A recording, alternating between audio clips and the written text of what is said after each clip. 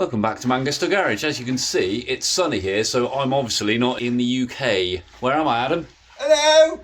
Hello, everyone! Well, I can see where Adam is. We're in Portugal. So, this is my retirement look. Going well, as you can see. So we're just prepping this Mark IV Cortina or Taunus TC2. Ready to go back to the UK. I'm just checking the diff oil. And we've been through all the brakes. It's going in for an MOT tomorrow. It's absolutely amazing condition. And I have threatened to bring it back to the UK for the last 2 years for sale. And we've actually pulled our finger out. And yeah, I'm sort of thinning the herd down because 11 cars and most of them needing work is getting a bit much. So yeah, check out the for sale section and probably on eBay and Car and Classic and stuff. My friend Mark's. If anyone is interested in it, it's an amazing condition. Mark IV Cortina TC2 Taunus. I'll do a little walk round in a second, show you what it's all about. Oh, you could do the walking. My knees are fucked. Tidy vehicle, this. 1.6 Pinto in it. Okay, right. So we thought it was a 1600S that had been registered wrong, but on closer inspection, it's actually a 1300L originally, but someone has obviously broken a 16S and put everything in it, including the wiring and rev counter. It's got the 16S diff on it, which is 377, I believe. Obviously all the blacked out chrome. It's got a 4-branch manifold, the gas shock or thicker springs, whatever, twin chuck Weber, stuff like that. The engine is absolutely superb. If you go and look at one of our older videos, I'm sure Guy will put the link in the description, you can see where I recon the head. The motor is absolutely pucker. The body is stunning, absolutely stunning. I couldn't find these 20 years ago when I was running them in this condition. Obviously the steering wheel's on the left hand side, so it's not going to be for everyone in the UK, but for that guy that does a lot of Euro trips, it's absolutely pucker. And it's one of them things, you try and find Mark IV Cortina on eBay, loads of Mark 1s, loads of Mark 2s, loads of Mark 3s, Mark 5s, Mark 4s. No. Yeah, I'd rather have one with the steering wheel on the wrong side but no rust. Well, yeah. Personally, there is that option. Just, you're not going to find one this tidy in the UK, are you? Yeah, it's a shame that the bulkheads are how they are on Taunuses and Cortinas, because if it was a Capri, the left to right hand drive conversion is pretty simple. But on these, because of the shape of the bulkhead where the heater motor sits and stuff like that, I don't think it's worth doing anyway. It's a nice bit of character, a bit of history in it. It's a quirky, it's a bit of a quirk having a steering wheel on the wrong side in the UK. I think this is what they would class as entry-level classic, which means it's cheap and not 10 grand. You know what I mean? Or by my standards, a minter. Well, yeah. I mean, the paintwork is acceptable. It's not a show-winning paintwork, but it is pretty good. It's a usable classic, isn't it? It's not one you necessarily need to baby. I wouldn't necessarily use it like all through the winter, because we know how quickly 50-year-old steel rusts. But I mean, whatever, and it's up to people what they do. But yeah, it's a damn decent car. Mechanically and structurally, it's absolutely amazing. The interior it's got the deck chair interior. Backs of the seats are gone because we're in Portugal. There's a lot of heat, but I mean that's a pretty easy fix. It's good. It'd be nice to. I mean, the bumper rubbers, it could do with better bumper rubbers and stuff like that. But all this stuff for Mark IV Cortinas on eBay, for instance, is really cheap. These are like 30 or 40 quid for a brand new one on eBay. If that was a Mark II Capri, it'd be 200 quid. Do you know what I mean? So again, this is why I come back to the phrase entry level classic. Or you could probably buy another bumper for like, I don't know, 30 or 40 quid, a second hand one with a chrome knackered but a good rubber, paint it black, job's a good one. So there's all this sort of stuff. So yeah, anyone that is interested, check out or send Guy a message. But I'm sure we'll go for it on the way back, and you'll see how marvellously it performs on the way back to Blighty. Well, there it is, off for inspection. Hola, Paulo. Hola, amigo. Tudo bem? Yeah, has to go off for inspection on the back of a recovery truck, because in Portugal you have to have an MOT before you can insure it.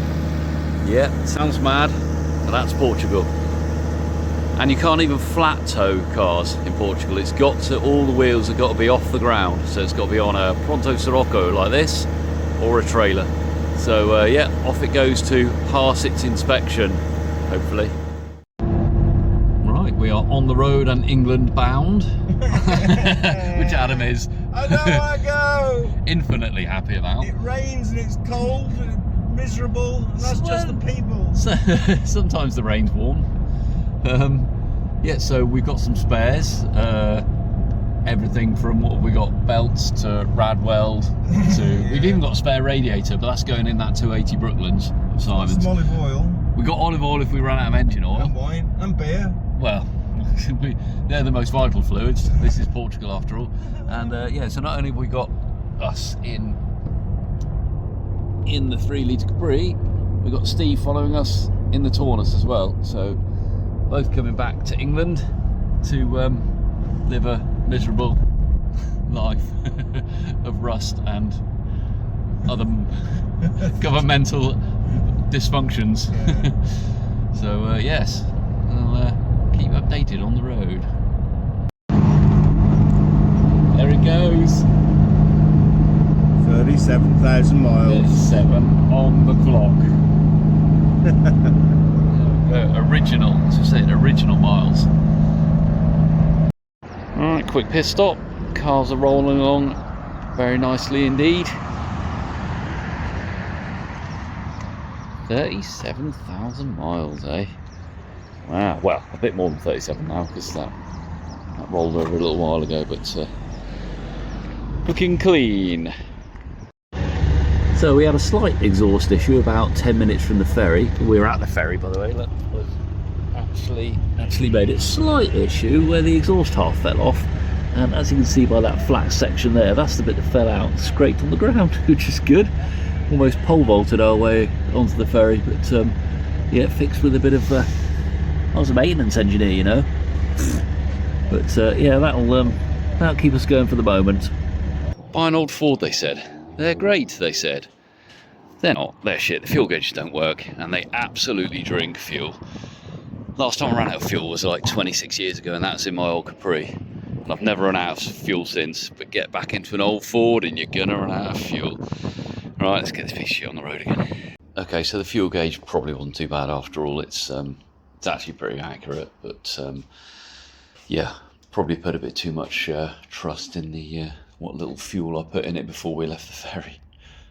So we got off the ferry all right, no major dramas there. Got back to Torquay to drop me off, although actually what we've ended up doing is Steve and I are staying here with the Taunus for the night, and Adam's off up to Weston, where both cars will eventually end up. But we stopped off here to give it a bit of love before it goes up to Weston, because he hasn't got any tools or anything up there. So yeah, we're going to obviously get that exhaust fixed and have a quick look at the front left brake. May have been binding, slight noise from it, so yeah, I think we're just probably going to change a hose on it just in case it's internally collapsed. They're pretty old, but yeah, let's crack on with that. Old Fords, they're so nice and easy to fix. Yeah, great. Yeah, good job too, because they always need fixing, bloody old things. So not that it really deserves it, but this thing's getting some new brake hoses. So I thought, oh, let's just drop the caliper off, give it a good clean up and all that. And yeah, so the top bolt, yeah, lovely. The bottom bolt, oh, let's put the brake pipe right in the way. Oh, well done, Ford. They're really nice and easy to fix. Absolute paedophiles at Ford. In fact, the whole thing looks a bit pervy and pedo-ish, if you ask me. You Ford owners are absolutely wild. Oh, and before you say, oh, the brake pipe's got to come off anyway to get it out. Yeah, I'd rather be doing it out here in the open on my nice block of wood there, instead of having my head in there trying to get in, yeah, something like that. Well, that was about 10 times harder than it needed to be, as you can tell by the puddle of brake fluid on my drive. Totally wasted some copper grease on all the fittings. What made it bloody awkward is these fittings here. That locking nut there. I mean, it holds it firmly, but you've got to get that off and that off at the same time as all the fluid flying out. before you can get the new hose on. So yeah, that was annoying. And of course the top end, bloody top end, is right over here underneath the steering joint. Just about see it there. Yeah, that was fun to get to. Right, that's the brake hose done. Let's have a look at this exhaust that I bodged up with a bit of bite. Oh my god, what a mess. At least a bit of wire held it in place. Right, let's find us a bit of tube and make that good. So she's back on the deck. Exhaust repair done. Had to use one of them sleevey things in the end, but he's solid and not going anywhere. That's all nice and welded up. So yeah, I think it's just about ready. Just about ready for poor Steve to drive it up to Western-super-Mare. To go to the scrapper. Yeah, it will make it to the scrappers. But It'll look pretty in the scrapper. it's got too much fuel in it now to take it to the scrappers. Yeah, but yeah, so let's get it on the road. Right, if it goes, best of luck, Steve. May the force be with you and all that. Not that I'm happy to see the back of this thing or anything, but if you want to buy it, contact us. One careful owner and all that. See you, Steve. Bye, Taunus. Bye bye.